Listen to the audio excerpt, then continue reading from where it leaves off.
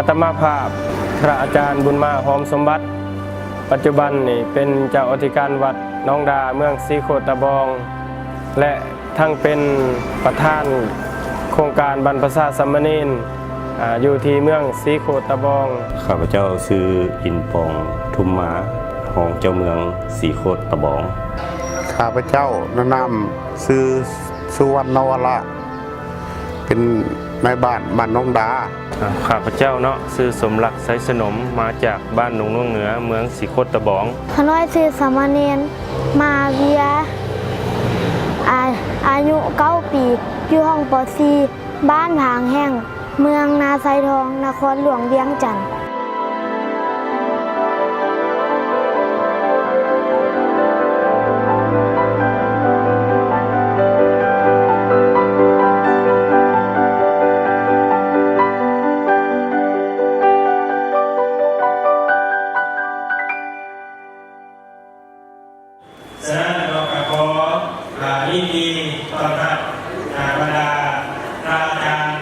สำหรับการจัดงานบรรพชาสามเณร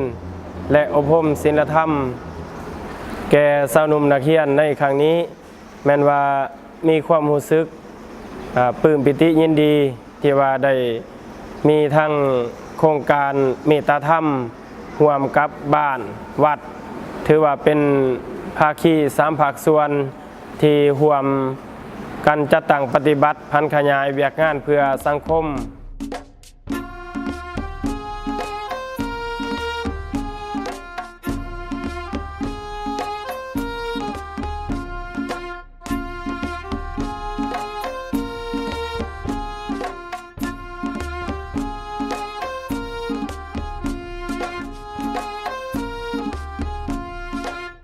เจริญพรบรรดาทานแขกผู้มีเกียรติทุกท่านเมื่อนี้ถือว่าเป็นสำหรับอยู่เมืองศรีโคตะบองนั้นในปีนี้กาแมนว่าการบรรพชาสามเณรนั้นได้เปิด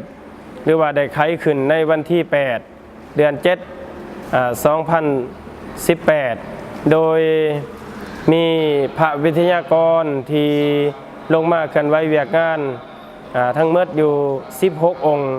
จะเป็นพระวิทยากรที่มาสอนกับ8 องค์เป็นเน้นไอเลี้ยงหรือว่าเป็นเน้นอาสาสมัครที่ช่วยเวียก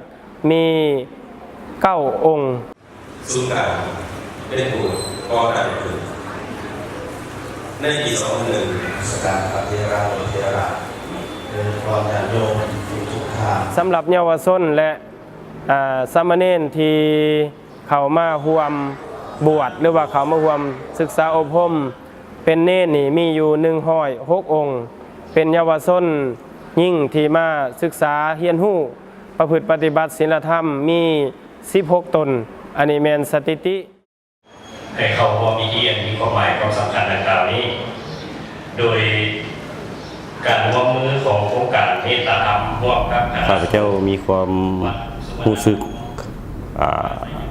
เป็นเกียรติและภาคภูมิใจหลายที่ได้มีส่วนร่วมในโครงการบรรพชาสามเณรที่วัดหนองดาเห็นว่าโครงการดังกล่าวนี้เป็นโครงการที่ดีหลายโครงการดังกล่าวนี้ได้ซิดสอนให้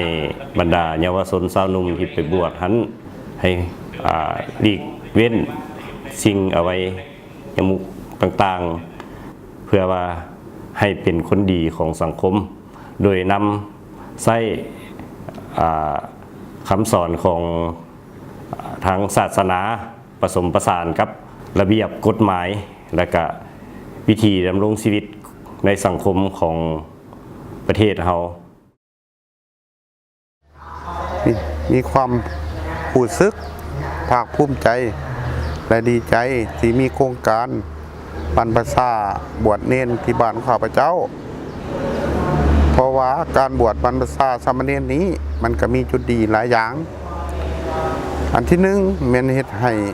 ชาวหนุ่มพวกเฮาผู้บุญคุณพระพุทธพระธรรมพระสงฆ์ผู้บุญคุณของบิดามารดาผู้ได้ถึงอันผิดอันถูกอันที่หนึ่งอันที่สองเฮ็ดให้ชาวหนุ่มพวกเฮาผู้ได้ผลหายของยาเสพติด แพะเป็นพิษของสังคมถึงมันได้นำเขามาสู่กระบวนการของชาวหนุ่มพวกเฮาอันที่3ก็เฮ็ดให้แม่นบ้านเฮามีความสามัคคีระหว่างบ้านไกลเฮือนเคียงบ้านพี่เมืองน้องการประกอบส่วนของบ้านก็อันที่1ก็แม่นหลักๆแท้ก็ความสามัคคีนี่แหละอันที่1อันที่2ก็แม่นงานพาหนะอันที่3ก็แม่นเวียกงานต่างๆธรรมะของโครงการน่ะแม่นทางบ้านเฮาแม่นเห็นดีประกอบส่วนมัดยิงใส่ทางโครงการเพิ่นเสนออันใดพวกเฮาในนามกันจะตั้งก็แม่นซุ้มใส่แต่ก็สำเร็จทุกหน้าที่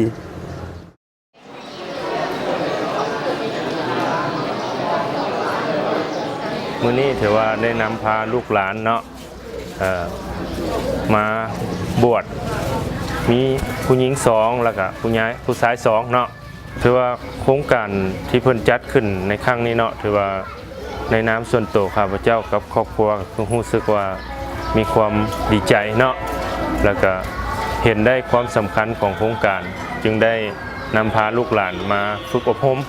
กับโครงการเนาะถือว่าความคาดหวังที่ได้นำพาลูกหลานมาร่วมโครงการในครั้งนี้ก็เพื่อคิดอยากให้กับเจ้าเป็นคนดีของสังคมเนาะแล้วก็เวลาที่หลังกับเจ้าพักเฮียนบ่อยากให้กับเจ้าใช้เวลาวางอยู่บ้านละล่าเนาะและแน่ๆก็แม่นเพื่อให้กับเจ้าบ่ไปพัวพันน้ำสิ่งเสพติดบ่ใช้เวลาวางที่บ่เป็นประโยชน์เนาะให้มาร่วมฝึกอบรมเพื่อกับเจ้าเองมาพวกเราชุมนุมกันเด้อนี่พวกเราจะมาเรียนรู้เรื่องสิทธิเด็กน้องกันสำหรับการเคลื่อนไหวหรือว่ากิจกรรมต่างๆที่ดำเนินในระยะ10 มื้อในการบวชเข้ามาแล้วก็ต้องประพฤติวัดปฏิบัติธรรมตามข้องเพศสมณะอยู่ที่โครงการบวชเน้นนี้ก็จะมีหลายๆวิชาที่ว่าได้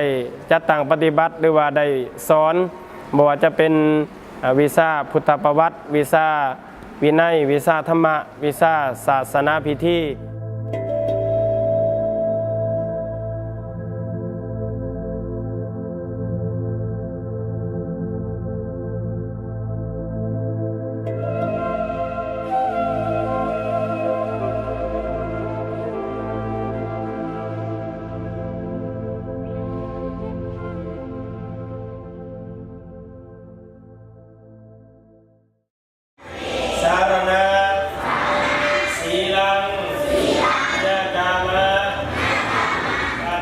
ข้าน้อยรู้สึกตื่นเต้นดีใจที่ได้เข้ามาบวชในครั้งนี้ข้าน้อยได้เรียนรู้วินัยธรรมะประวัติศาสตร์การโนบการไหว้การคาบข้าน้อยจะเอาความรู้ที่ได้เรียนมาไปนำใช้กับพ่อแม่ครอบครัวสังคมและหมู่เพื่อนลำดับต่อไปอาจารย์จะได้อธิบายสาธยายธรรมะขอให้นอกจากนั้นก็แม่นว่ามีกิจกรรมบรรยายแสงเทียนแสงธรรมกับคำว่าแม่เพื่อให้ลูกหลานได้รู้จักความกตัญญูหูบุญคุณแก่ผู้เป็นบิดามารดาถามลูกอยู่เสมอว่าลูกหิวบ่ลูกเมื่อยบ่ลูกอยากได้อันใดบอกแม่มาแม่ซอกหามาให้แล้วกลับกันลูกเด้เคยถามแม่หรือบ่ลูกบางคนยามแม่มีชีวิตบ่เคยเลยที่จะรักษาน้ำใจทานบ่เคยเลยที่จะเฮ็ดให้ทานสบายใจ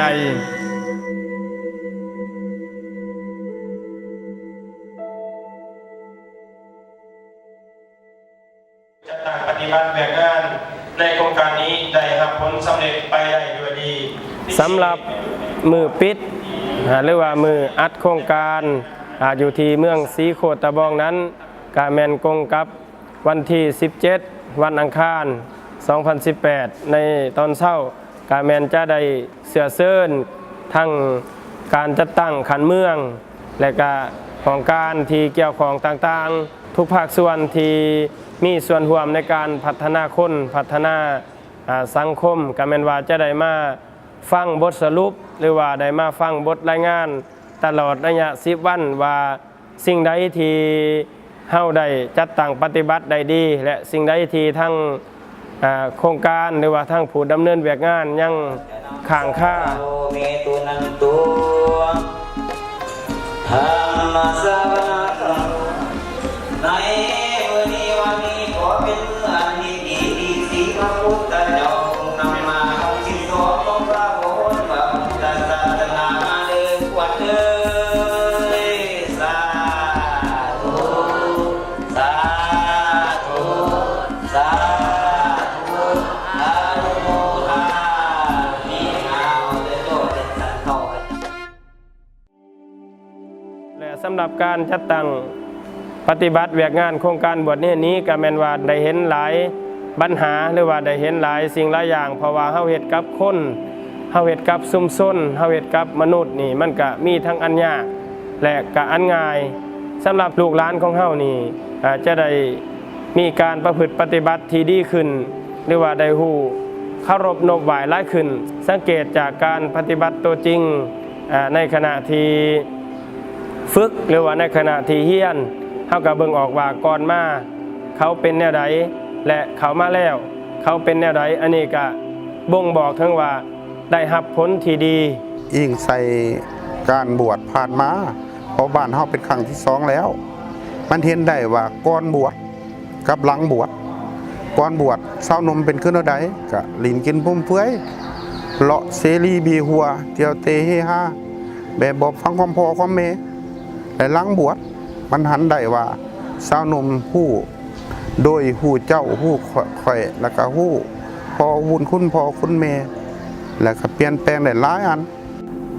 เห็นว่าโครงการดังกล่าวเป็นโครงการที่ดีหลายก็อยากให้มีการขยายไปแต่ละเมืองและแต่ละเมืองก็ให้ได้จัดตั้งได้ปฏิวัติช่วยทางภาครัฐเฮาในการอบรมสั่งสอนหรือว่าคัดเก่าจิตใจบรรดาเยาวชนสาวหนุ่มบรรดานักเรียนเพื่อให้กับเจ้าหลีกเลี่ยงจากที่ว่าสิ่งอวัยมุขทั้งปวง โครงการนี้เป็นโครงการที่ดีหลายแล้วก็อยากให้สืบต่อเพราะว่ามันจะซอยสังคมก็คือซอยน้องๆที่หลังจากกับเจ้าพักเรียนบ่ให้อยู่บ้านละล่าให้ได้มาฝึกศีลธรรมฝึกระเบียบวินัยที่สำคัญก็แม่นฝึกสมาธิเนาะถ้ากับเจ้ามีสมาธิแน่นอนแหละเวลากับเจ้าเข้าเรียนกับเจ้าก็จะเรียนได้แล้วก็จะเป็นลูกที่ดีของพ่อแม่